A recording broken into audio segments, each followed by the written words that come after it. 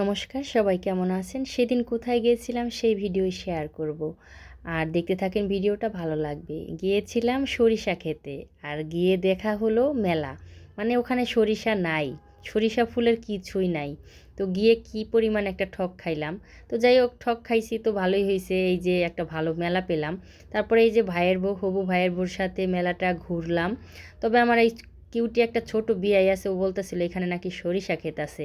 তো এর জন্যই লাল টুকটুকে শাড়ি পরে আসছিলাম সরিষা খেতে গিয়ে ছবি তুলবো। আর এই যে ভাইয়ের বউকে বলছিলাম তুমিও লাল শাড়ি পরো। তো এসে ঠক খেলাম, আর কি করার। তারপরে এই মেলাটাই ঘুরলাম। এটাকে অনেকে মিনি কক্সবাজার বলে, আবার অনেকে মানে এক একজনে এক এক রকম মেলা বলে। আবার পার্কও, আমার কাছে পার্কের মতোই লাগতেছে। আর বিশাল এরিয়া জায়গাটা নিয়ে আর কি এই পার্কটা।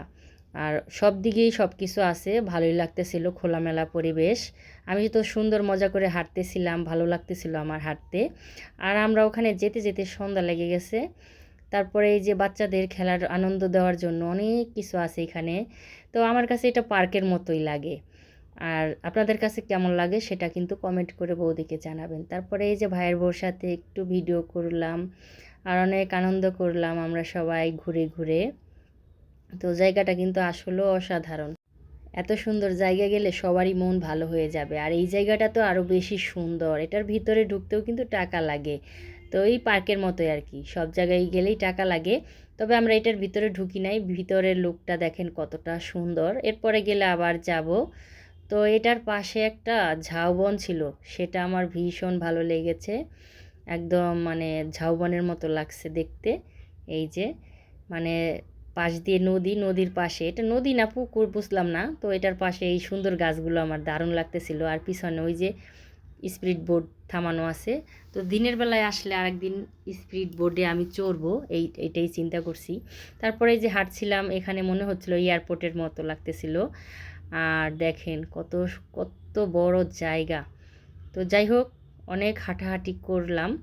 এখন এই যে ভাইয়ের বউর সাথে আরেকটু ছবি করে নিলাম, ভিডিও করে নিলাম। এটা আমার হবু ভাইয়ের বউ, বিয়ে হবে আরও 3 মাস পরে। তো ওর সাথে আর কি একটু ঘুরলাম, আমাদের বউর আশীর্বাদ হয়ে গেছে।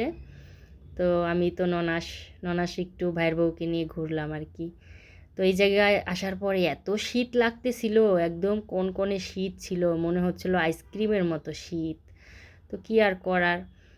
আর আমি মূলত এখানে সরিষা ক্ষেতে ঘুরবো ভাইয়ের বউকে নিয়ে। আবার পাশে কীর্তন হচ্ছে, কীর্তনটাও দর্শন করব।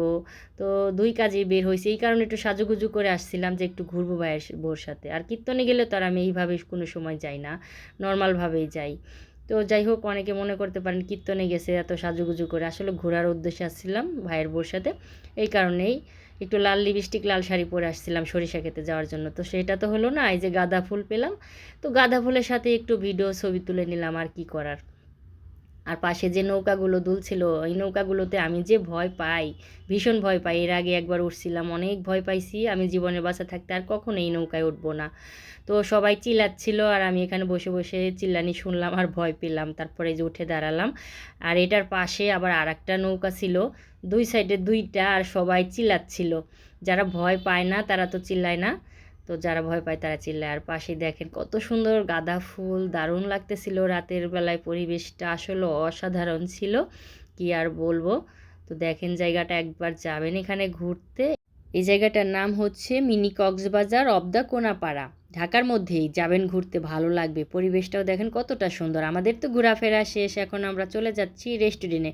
আর রেস্টুরেন্টে গিয়ে এখন চটপটি আর ফুচকা খাবো। এখানকার একটা লোক বললো এখানকার চটপটি ফুচকা নাকি এতটা মজা না। পরে চিন্তা করলাম একটু খেয়ে দেখি। তারপরে এক দোকানদার মামা আমাদের ডাকতেছিল, পরে দোকানে গিয়ে বসলাম। আর সে অনেক সুন্দর করে একটা কাঠের পাত্রে পরিবেশন করলো, দেখেই তো লোভ লাগতেছিল, এতটা সুন্দর। তারপরে খেয়ে দেখলাম অনেক অনেক মজা হয়েছে, লোকটা মিথ্যা কথা বলতেছিল। তো যাই হোক, না খেলে বোঝা যায় না কতটা মজা হয়েছে, অসাধারণ মজা হয়েছে। তারপরে এই যে ভাইয়ের শ্বশুরবাড়ি চলে আসলাম। এখানে এসে দেখি আমার মা ওই আবার এই যে ফ্রাইড রাইস রান্না করছে, মোমো বানিয়েছে, অনেক কিছু রান্না করেছে। তো এগুলো এবারে খেলাম। মা ওইকে না করলাম যে এত কিছু কেন করছেন, রাগ করলাম। তো আমার ভাইয়ের বউর সাথে ঘোরার ভিডিওটা কেমন লাগলো কমেন্ট করে বৌদিকে জানাবেন। তো সবাই ভালো থাকবেন।